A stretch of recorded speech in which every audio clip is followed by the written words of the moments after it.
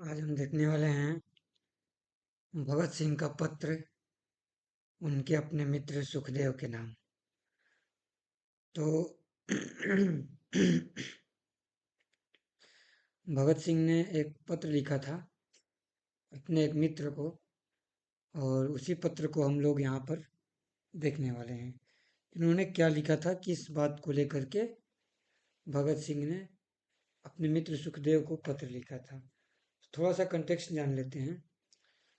तो जब भगत सिंह आज के पाकिस्तान के लाहौर में नेशनल कॉलेज के छात्र थे, तो एक सुंदर सी लड़की थी जो आते जाते भगत सिंह को देख के मुस्कुरा देती थी, और सिर्फ भगत सिंह की वजह से ही वो क्रांतिकारी दल के करीब आई थी।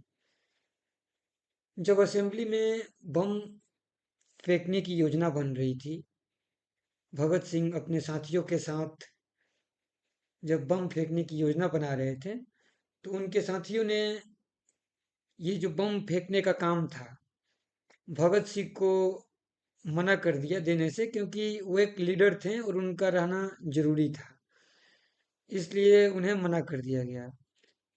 लेकिन जैसे ही उनको मना किया गया तो भगत सिंह के जो एकदम करीबी मित्र थे सुखदेव, उन्होंने भगत सिंह को ताना मारा कि तुम मरने से डर रहे हो, और तुम मरने से इसलिए डर रहे हो क्योंकि वो जो लड़की है जो तुम्हें देख के मुस्कुरा दे रही है, शायद तुम उसके साथ आगे अपने जीवन जीने के सपने देख रहे हो, इसलिए तुम वर्तमान में मरने से डर रहे हो। ऐसा ताना मार रहे हैं सुखदेव भगत सिंह को। जैसे ही यह आरोप भगत सिंह पर लगा तो भगत सिंह का हृदय पूरा रो उठा, और उन्होंने क्या करा कि दोबारा से मीटिंग बुलाया और सीधे असेंबली में बम फेंकने का जिम्मा अपने ऊपर ले लिया। तो 8 अप्रैल 1929 को असेंबली में बम फेंकने से पहले संभवतः मतलब 5 अप्रैल को दिल्ली के सीताराम बाजार के घर में उन्होंने सुखदेव को यह पत्र लिखा था। यानी कि 8 अप्रैल को अब बम फेंकना था योजना के अनुसार असेंबली में, तो उन्होंने कुछ दिन पहले ही संभवतः 5 अप्रैल को दिल्ली में सीताराम बाजार में सुखदेव को उन्होंने ये पत्र लिखा था, जो कि सुखदेव तक शिव वर्मा ने पहुंचाया था। अब यह 13 अप्रैल को सुखदेव के गिरफ्तारी के वक्त उनके पास से बरामद किया गया। 8 अप्रैल को उन्होंने असेंबली में बम फेंका, फिर 13 अप्रैल को सुखदेव की गिरफ्तारी हो गई, और वहीं से उनको ये पत्र मिला, और लाहौर षड्यंत्र के सबूत के तौर पे इसी पत्र को पेश किया गया। तो ये है इस पत्र का पूरा कॉन्टेक्स्ट, जो पत्र भगत सिंह ने सुखदेव को लिखा था इस पूरी घटना को लेकर के। और हम देखने वाले हैं कि इस पत्र में भगत सिंह ने सुखदेव से क्या कहा है इस घटना को लेकर के। तो उस घटना पर ही हम थोड़ा सा विचार करने वाले हैं। तो यहाँ पे वो बता रहे हैं कि प्रिय भाई सुखदेव, जैसे ही यह पत्र तुम्हें मिलेगा मैं जा चुका होगा दूर एक मंजिल की तरफ। मैं तुम्हें विश्वास दिलाना चाहता हूँ कि आज बहुत खुश हूँ, हमेशा से ज्यादा। मैं यात्रा के लिए तैयार हूँ, अनेक अनेक मधुर स्मृतियों के होते हुए और अपने जीवन की सब खुशियों के होते हुए भी। एक बात जो मेरे मन में चुभ रही थी कि मेरे अपने भाई ने मुझे गलत समझा और मुझ पर बहुत ही गंभीर आरोप लगाए, और वो भी कमजोरी का। तो ये यहाँ भगत सिंह कह रहे हैं अपने मित्र सुखदेव से कि जब तक तुम यह पत्र पढ़ रहे होगे तब तक मैं बम फेंक चुका होऊंगा, और शायद मुझे गिरफ्तार कर लिया गया होगा, और मैं किसी दूसरे रास्ते पर जा चुका होऊंगा, दूसरे मंजिल की तरफ जा चुका होऊंगा।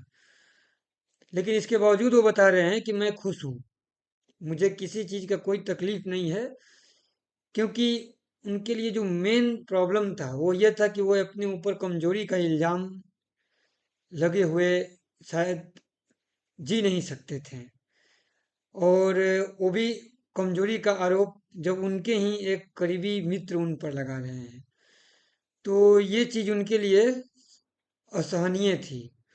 लेकिन जब उन्होंने अपना काम पूरा कर दिया कि हाँ उन्होंने ही खुद बम फेंका, तो इसके बाद उन्होंने प्रूफ दे दिया कि नहीं मैं कमजोर नहीं हूँ। तो इसलिए वो बोल रहे हैं कि आज मैं बहुत खुश हूँ, पहले से बहुत ज़्यादा खुश हूँ, और मैं यात्रा के लिए तैयार हूँ।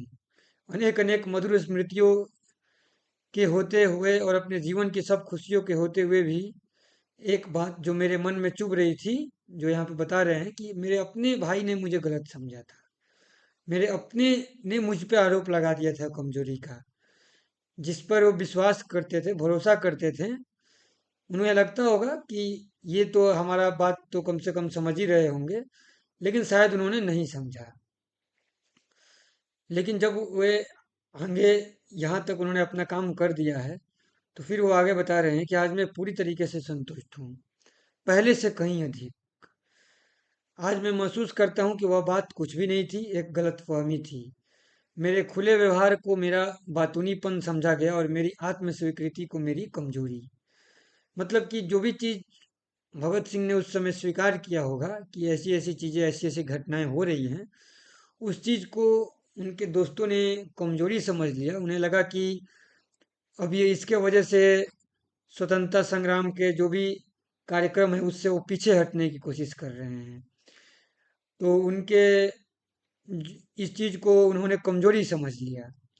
लेकिन उन्होंने बताया कि मैं कमजोर नहीं हूँ और अपनों में से किसी से भी कमजोर नहीं हूँ। मतलब कि कमजोरी उनके लिए एक प्रकार का बहुत बड़ा धब्बा है। इसलिए वे अपने कमजोरी के लगाए हुए आरोप को गलत प्रूफ करने के लिए ही उन्होंने बम फेंकने का जिम्मा सीधे अपने ऊपर ले लिया था, और खुद ही उन्होंने फेंका भी। फिर वो आगे क्या बोलते हैं कि भाई मैं साफ दिल से विदा होऊंगा, क्या तुम भी साफ होगे? यह तुम्हारी बड़ी दयालुता होगी, लेकिन ख्याल रखना कि जल्दबाजी में कोई कदम नहीं उठाना चाहिए। भगत सिंह बता रहे हैं कि मैं अब जो भी मेरे साथ होगा, जो भी घटनाएं होंगी, मुझे उसके लिए कोई तकलीफ नहीं है। मैं पूरे साफ दिल से विदा हो रहा हूँ। मुझ पर किसी ने अगर आरोप भी लगाया है, तो उस आरोप को लेकर के मुझे मेरे मन में कोई संशय नहीं है, कोई दुख नहीं है। ये भगत सिंह यहाँ पे बता रहे हैं कि दिल मेरा तुम्हारे प्रति, अन्य दोस्तों के प्रति पूरी तरीके से साफ है। जो भी थी उन्होंने अपना बोला ही कि गलतफहमी है थी, जो कि उस समय हुआ था गलतफहमी की वजह से। लेकिन अभी जो भी हो रहा है, अब मैं एक साफ दिल से विदा होऊंगा। और बोल रहे हैं कि तुम भी अपना दिल साफ ही रखना, मैला नहीं करना अपने दिल को। यह तुम्हारी बड़ी दयालुता होगी, लेकिन ख्याल रखना कि तुम्हें जल्दबाजी में कोई कदम नहीं उठाना है, आवेश में आकर के कोई वैसा कदम नहीं उठाना है जिससे कि जो स्वतंत्रता का के लिए जो संघर्ष है वो धीमा पड़ जाए। जो हम वे लोग कोशिश कर रहे हैं देश को अंग्रेजों से गुलामी से दूर करने के लिए, अपने लोगों से गुलामी से दूर करने के लिए, वो जो संघर्ष है वो धीमा नहीं पड़ना चाहिए।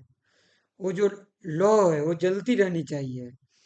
ऐसा ना हो कि कुछ ऐसे गलत कदम उठा लिए जाएं कि वो जो पूरी मसाल है वो पूरी की पूरी बुझ जाए। ऐसा नहीं होनी चाहिए। तो गंभीरता और शांति से तुम्हें काम को आगे बढ़ाना है, क्योंकि काम जो है वो सबसे ज्यादा महत्वपूर्ण है। अगर लोग ही नहीं रहेंगे तो काम नहीं हो पाएगा। भगत सिंह बता रहे हैं कि एक मैं तो विदा हो रहा हूं, लेकिन तुम लोग भी आवेश में आकर के असंतुलित मत हो जाना, जिससे कि काम ही ना हो पाए। काम को आगे बढ़ाना है और बहुत ध्यान से आगे बढ़ाना है। जल्दबाजी में मौका पाने का प्रयत्न न करना, क्योंकि जल्दबाजी में अगर कोई मौका पाने का प्रयत्न करेगा तो फिर काम में बाधा उत्पन्न हो जाएगा। पूरा सोच विचार करना है, ध्यान से काम को आगे बढ़ाना है। जनता के प्रति जो कुछ भी तुम्हारा कर्तव्य है उसे निभाना है, उस कर्तव्य के लिए जीना है। मैं भले ही जा रहा हूँ जिस भी वजह से, लेकिन तुम लोगों को रहना है। ये भगत सिंह सुखदेव को बता रहे हैं। मुझे मेरे मन में मेरा दिल पूरे तरीके से साफ है, तुम भी अपने दिल को साफ रखना। मेरे तरफ से कोई वैसा विचार नहीं पालना कि कोई समस्या है, वैसा कोई समस्या नहीं है। वो पूरा अपना बता रहे हैं। और क्या बोलते हैं भगत सिंह पत्र में, ये भी देखते हैं। सलाह के तौर पे वे कह रहे हैं कि शास्त्री मुझे पहले से ज्यादा अच्छे लग रहे हैं। शायद उनके साथ रहते होंगे शास्त्री, उनको ये बोल रहे हैं कि पहले से कहीं ज्यादा वे अच्छे लग रहे हैं। मैं उन्हें मैदान में लाने की कोशिश करूंगा कि वे भी मैदान में जाएं, काम करें, बशर्ते कि वे स्वेच्छा से, अपनी इच्छा से वे काम करें, जोर जबरदस्ती से नहीं। क्योंकि ये चीजें ऐसी हैं कि इसमें अगर किसी को जोर जबरदस्ती से अगर काम कराया जाता है, तो फिर अगर वो बाद में व्यक्ति अगर पीछे हटता है तो उससे काम पे बहुत ज्यादा आँच आता है। तो वे ये बोल रहे हैं कि वे जो भी करें वे अपनी स्वेच्छा से करें, जितनी अधिक हो सके। साफ साफ बात यह है कि निश्चित रूप से एक अंधेरे भविष्य के प्रति समर्पित होने के लिए वे तैयार रहें। स्वेच्छा का मतलब यहाँ पे यही है कि जो भी व्यक्ति इस काम को करना चाह रहा है, वो एक प्रकार से अपना पूरा जीवन देने के लिए तैयार रहे, तब जाकर के बात यहाँ पे बन सकती है। नहीं तो अगर उसने अपने आप को बचाने के लिए कोई भी अगर लालच अगर रख रखा है, तो फिर उसका फायदा उठा करके इस जो काम है, जो आज़ादी का जो संग्राम है, जो जो कर्तव्य है जनता के प्रति, जिसके लिए वे काम करना चाह रहे हैं, वो सारा चीज एक बार में धराशायी हो जाएगा। अगर कोई कमजोर लोग इस चीज को अगर ज्वाइन करते हैं तो इसलिए वे बोल रहे हैं कि जब भी कोई इस चीज को ज्वाइन करे तो पूरा अपनी स्वेच्छा से ज्वाइन करे, और पूरा ये देख ले कि एक अंधेरा भविष्य है। हो सकता है कि कुछ चीज मिले, लेकिन बहुत कम चांस है कि मिले, नहीं मिलने की चांस है। पहले एक चीज था, वो बोलते थे, उसमें भगत सिंह ने बोला था कि सफलता एक मतलब कि संयोग है, जबकि बलिदान एक नियम है। तो इस प्रकार से भगत सिंह ने अपना एक लाइन कहीं पर बोला हुआ था। तो वही चीज यहाँ पे बता रहे हैं कि बलिदान नियम है, बलिदान देने के लिए यहाँ पे तैयार रहना है। और बलिदान का मतलब ये नहीं है कि सीधे जान दे देना है, उस बात के लिए बात नहीं हो रही है। भगत सिंह यहाँ पे खुद बता रहे हैं कि मैं भले जा रहा हूँ, तुम लोगों को रहना है, होश हवास में रहना है, जो भी कर्तव्य है उस चीज को पूरे ये के साथ जितना भी हो सके उस चीज को करना है, ये यहाँ पे वही बता रहे हैं। उन्हें दूसरों लोगों के साथ मिलने दो।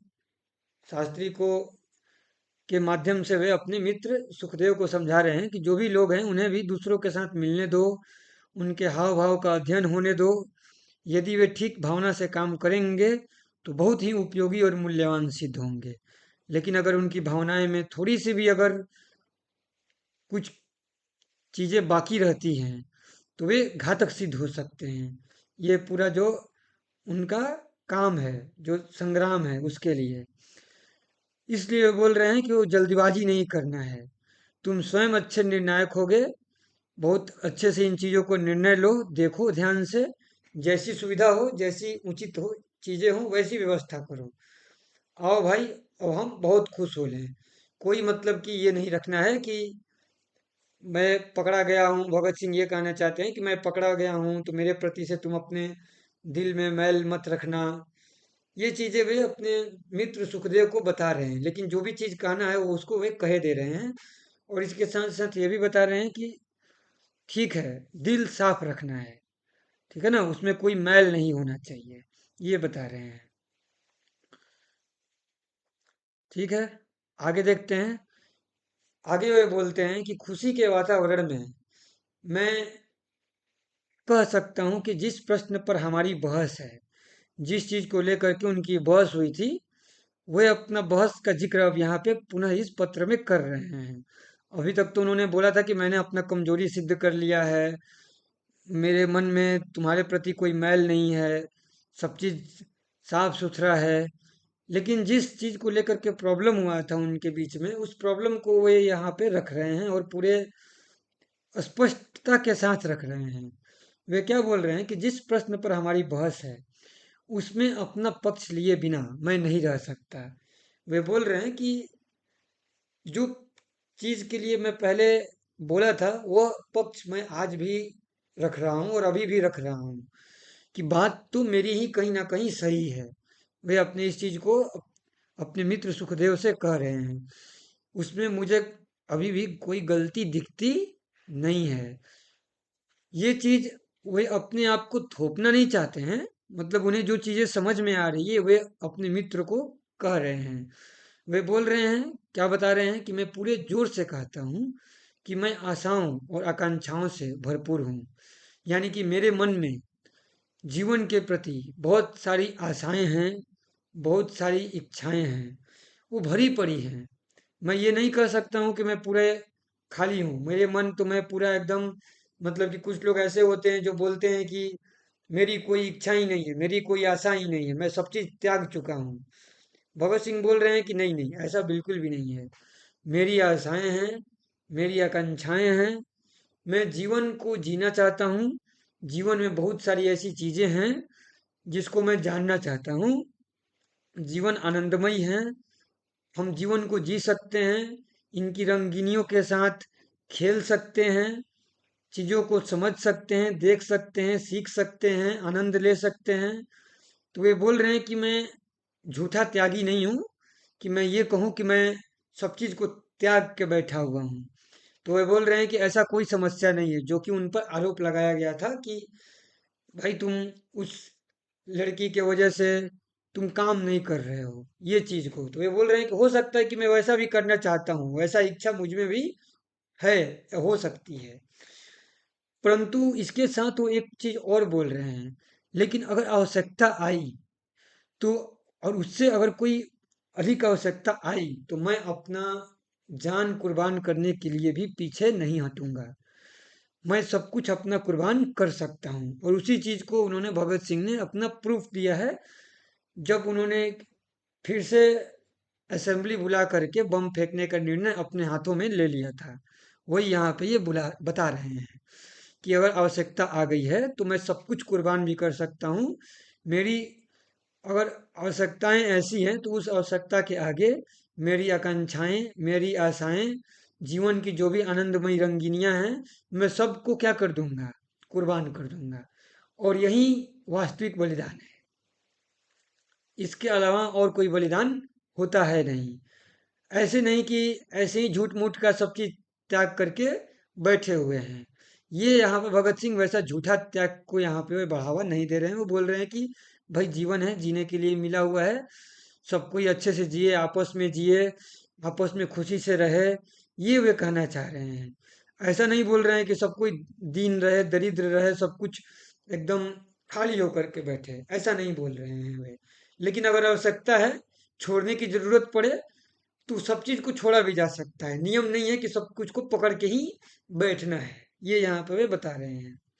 तो ये चीजें कभी भी मनुष्य के रास्ते में रुकावट नहीं बन सकती हैं। क्या चीजें, जो आकांक्षाएं हैं, जो इच्छाएं हैं, जो ये सब रंगीनियां हैं जीवन की, ये नहीं हो सकती हैं, बशर्ते कि वह मनुष्य हो। भाई आम मनुष्य मनुष्य होते ही नहीं हैं, भले ही उनके मनुष्य उनको बोला जाए। हम जो आम मनुष्य जो होते हैं वे क्या होते हैं, थोड़ी सी चीजें होती हैं हम डर जाते हैं। हम अपनी इच्छाओं के लिए, अपने ये के लिए, बड़ी से बड़ी सामने आवश्यकता दिख रही होगी उसको हम कुर्बानी दे देंगे, आवश्यकता को कुर्बानी दे देंगे, हम अपने आप को बचा लेंगे। लेकिन भगत सिंह बोल रहे हैं कि अगर आवश्यकता ऐसी है कि अगर वो मेरा ही बलिदान मांग रहा है तो मैं दे दूंगा, कोई दिक्कत नहीं है, बशर्ते कि वह मेरे राह में रुकावट नहीं बन सकती हैं। ये सभी सारी चीजें हैं अगर वह वास्तव में मनुष्य हो तो। लेकिन मनुष्य होना आसान चीज नहीं है। हम जैसे होते हैं अधिकांश लोग, ठीक है, उनके लिए तो यही होता है कि आशाएं, इच्छाओं में के तले वे दबना स्वीकार कर लेते हैं। वे चाहते हैं कि हमारे लिए तो हमारी आशाएं और आकांक्षाएं ही बड़ी हैं, भले ही कितना बड़ा चीज सामने हो, हम उसको त्याग देंगे, उसको छोड़ देंगे। जो हमारी छोटी सी संसार है, जो छोटा सा जो हमारा ये है, उसके लिए ही वे लगे रहते हैं। सब कोई का है, ऐसा ही स्थिति रहता है। लेकिन भगत सिंह बोल रहे हैं कि अगर कोई मनुष्य है तो वो इन चीजों से आगे निकल सकता है अगर आवश्यकता आती है और वो प्रमाण दे देता है। और भगत सिंह ने यही अपना प्रमाण यहाँ पर दिया है कि तुम जो मेरे ऊपर कमजोरी कमजोरी का जो लांछन लगा रहे थे वो लांछन बिल्कुल निराधार है। इस चीज का वो यहाँ पे अपना प्रूफ दे रहे हैं। और इस चीज को ये भी वो बोल रहे हैं कि निकट भविष्य में इसका तुम्हें प्रत्यक्ष प्रमाण मिलेगा, जब तुम्हें पता चलेगा कि ये चीजों से मैं पीछे नहीं हटा हूँ। जब उसका साफ साफ तुम्हारे पास प्रमाण आएगा तो तुम्हें पता चल जाएगा। हो सकता है कि जब तक वो पत्र पढ़ रहे होंगे, क्या पता उन्हें पत्र मिल गया होगा और उन्हें इन सारी घटनाओं के बारे में मालूम नहीं होगा कि बम उन्होंने ही फेंका है, ऐसे ही चीजें। इस चीज को लेकर के वे बता रहे हैं। फिर वो आगे क्या बोलते हैं कि किसी व्यक्ति के चरित्र के बारे में बातचीत करते हुए एक बात सोचनी चाहिए कि क्या प्यार कभी किसी मनुष्य के लिए सहायक सिद्ध हुआ है।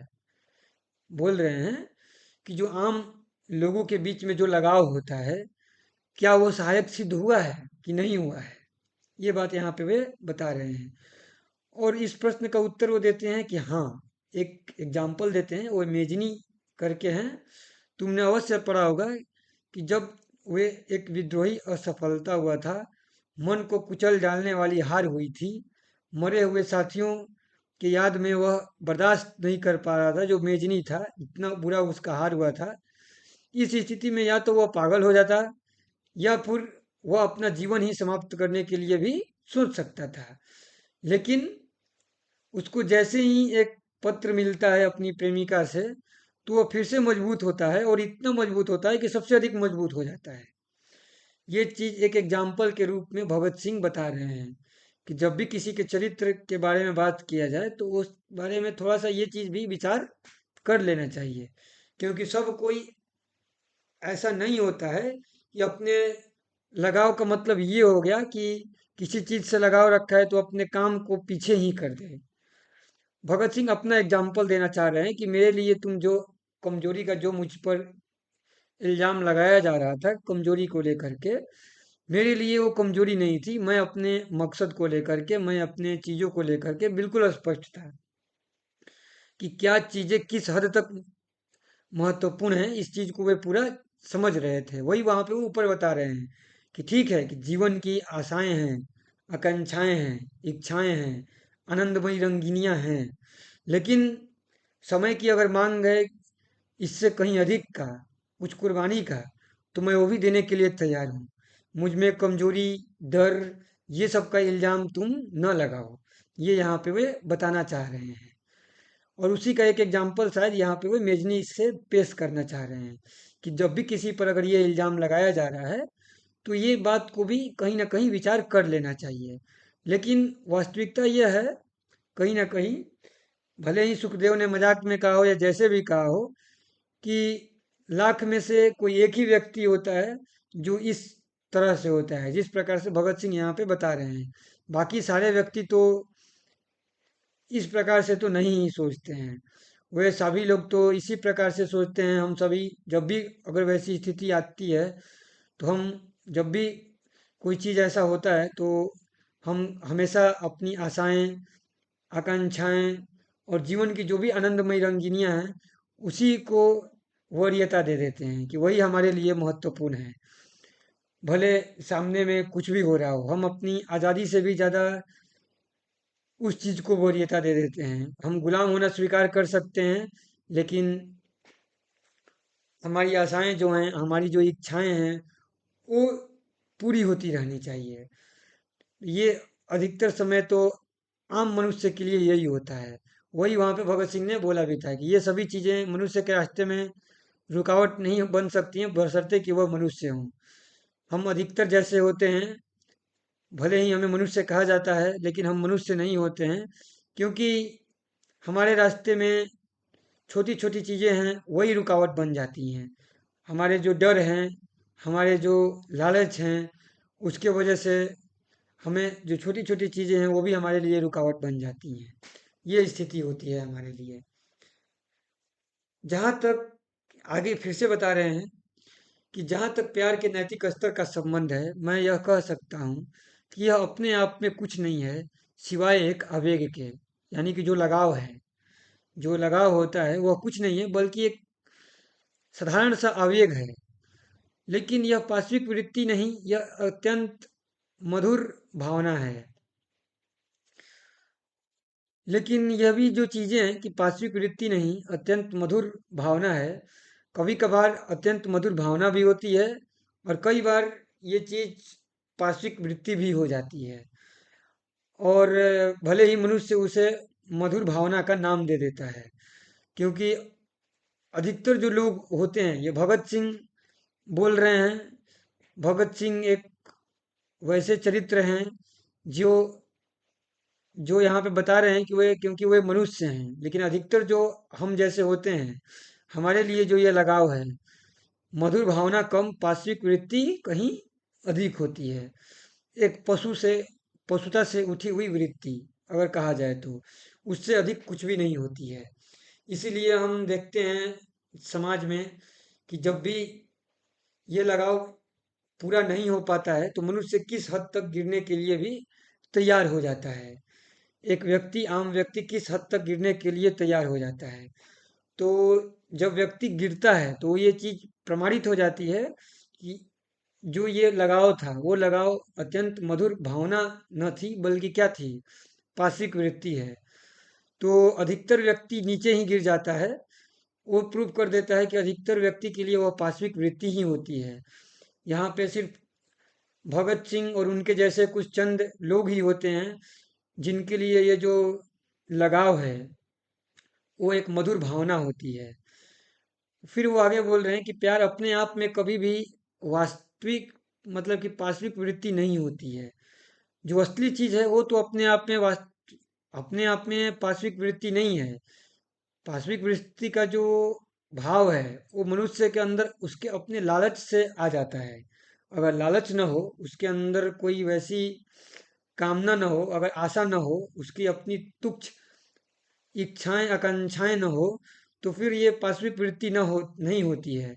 फिर तो ये जो प्यार है मनुष्य को, उसके चरित्र को ऊपर उठाता है। जैसे यहाँ पे भगत सिंह के केस में था कि वे बता रहे हैं कि कैसे उनके लिए जो वो चीज थी वो बंधन नहीं थी। उनको अपना पता था कि असली चीज क्या है, और वो असली चीज उनके लिए इम्पोर्टेंट थी। उन्होंने अपने कमजोरी को प्रूव करने के लिए तुरंत, जो कमजोरी थी उस चीज को गलत प्रूफ करने के लिए उन्होंने तुरंत सभा को बुला करके अपने ऊपर ले लिया था। तो वे बोल रहे हैं कि ये जो सच्चा प्यार है कभी भी गढ़ा नहीं जा सकता, वो अपने ही मार्ग से आता है। अधिकांश लोग लेकिन इसको क्या करते हैं, गढ़ते हैं अपने मन से। ठीक है, ये स्थिति होती है कि जो हम होते हैं, ये जो हमारी जो सिचुएशन होती है, कहीं ना कहीं हम अपनी इच्छाएं, अपनी जो भी आकांक्षाएं हैं उसको थोपते हुए अपने हिसाब से अपने प्रेम को क्या करते हैं, गढ़ते हैं। लेकिन जो सच्चा होता है वो अपने मार्ग से आता है। वो, उसको कोई कितना प्रयास करके कुछ नहीं कर सकता है, ये यहाँ पे बोल सकते हैं। तो वो अपने मार्ग से आता है, लेकिन कब आएगा कोई नहीं कह सकता है। ठीक है, तो बहुत मुश्किल होता है। एक दोहा, मतलब इस पे बोला जा सकता है कि संत कबीर का है कि प्रेम प्रेम सब कोई कहे, प्रेम न जाने कोई, वो स्थिति होती है। सब कोई कहते रहता है सच्चा प्यार, सच्चा प्यार, वो कुछ होता नहीं है, कोई नहीं जानता है। ये चीज यहाँ पे भगत सिंह की बात जो है यहाँ पे बोला जा रहा है कि अपने मार्ग से आएगा, और बहुत दुर्लभ होता है। ठीक है, आम दुनिया में जो चीजें होती हैं, जो सबके साथ जो होती है, जो आम दुनिया में, वो सब तो पाश्विक वृत्ति ही होती है। मधुर भावना एक उच्चतम कोटि की संभावना होती है, जो उच्च कोटि के व्यक्ति के लिए ही संभव होती है। जब हम अपनी चीजों को समझ पाते हैं, जान पाते हैं, तब जाकर के कहीं वो संभव होता है। नहीं तो कहाँ ये चीजें वो संभव हो पाती है। हाँ, एक चीज और यहाँ पे फिर भगत सिंह बता रहे हैं कि हाँ, मैं यह कह सकता हूँ कि एक युवक और एक युवती आपस में प्यार कर सकते हैं, आपस में लगाव रख सकते हैं, और वे अपने प्यार के सहारे, अपने लगाव के सहारे, अपने आवेगों से ऊपर उठ सकते हैं, और अपनी पवित्रता को बनाए रख सकते हैं। मैं यहाँ तक बात साफ कर देना चाहता हूँ कि जब मैंने कहा था कि प्यार इंसान की कमजोरी है, तो यह एक साधारण आदमी के लिए नहीं कहा था। जिस स्तर पर कि आम आदमी होते हैं, यह वह एक अत्यंत आदर्श स्थिति है जहाँ मनुष्य प्यार, घृणा आदि के आवेगों पर काबू पा लेगा और मनुष्य अपने कार्यों का आधार आत्मा के निर्देश को बना लेगा। लेकिन आधुनिक समय में यह कोई बुराई नहीं है, बल्कि मनुष्य के लिए अच्छा और लाभदायक है। मैंने एक आदमी से प्यार की निंदा की है, पर वह भी एक आदर्श स्तर पर। इसके लिए होते हुए भी मनुष्य में प्यार की गहरी भावना होनी चाहिए, जिसे कि वह एक आदमी को आदमी तक सीमित न कर दे, बल्कि विश्वमय रखे। यहाँ पे अंत में आकर के भगत सिंह ने प्यार की परिभाषा दे रखी है कि जो हम सबका जो आम लगाव होता है वह क्या करता है, व्यक्तियों को सीमित कर देता है। हम जिससे लगाव रखते हैं उसके प्रति सीमित हो जाते हैं। हमें लगता है कि हमें जो भी चीज़ें करनी है उस व्यक्ति या उस चीज़ के लिए ही करनी है जिसे हम अपने मन में स्थान दे रखा है। उसके आगे तो हमारा जो लगाव है वो बढ़ ही नहीं पाता है। तो फिर यह प्रेम, इस चीज को प्यार बोला भी नहीं जा सकता है। यह एक प्रकार का क्या हो गया, एक सीमा में बंधा हुआ अपना ही कुछ स्वार्थ है, क्योंकि यह विश्वमय नहीं है। भगत सिंह यहाँ पे क्या बोल रहे हैं, ऐसी भावना होनी चाहिए जो हमें सीमित ना करके हमें असीम बना दे, हमें विश्वमय कर दे। नीचे लिखा हुआ है वसुधैव कुटुंबकम, यानी कि सारा विश्व परिवार बना दे। लेकिन वैसा वाला तो होता नहीं है, वो स्थिति तो कभी किसी के साथ होती नहीं है। अगर हम सबके साथ देखें तो वैसा तो होता नहीं है। हमारा क्या स्थिति होती है आमतौर पे, जब भी किसी के साथ अगर ये लगाव की बात होती है, अधिकतर तौर पे तो यही होता है कि भाई जो व्यक्ति जिसके साथ लगाव होता है तो उसका उसी के साथ भावनाएं सीमित हो जाती हैं। उसकी भावनाएं विश्व में तो होती नहीं है।